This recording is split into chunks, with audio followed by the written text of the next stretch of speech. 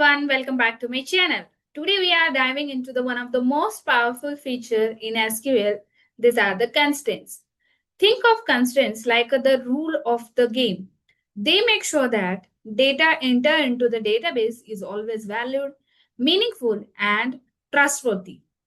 Without them, your database would be like a city without a traffic rules, full of accidents.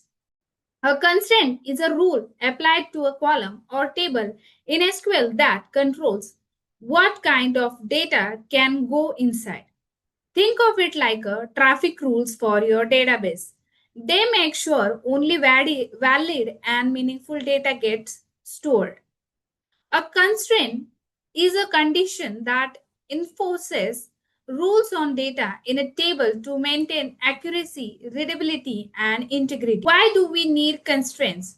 To prevent valid data from being stored, to avoid duplicates, to maintain relationships between tables, to ensure logical values like age greater than 0, salary greater than 1000.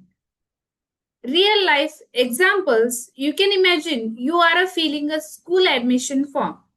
You must write your name with not null condition. Your rule number must be unique.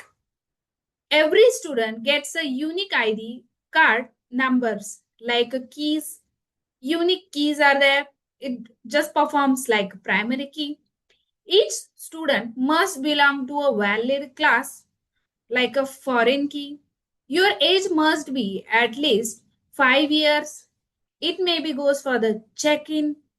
If you don't write your country, it should default to India. That's how constraints works in database.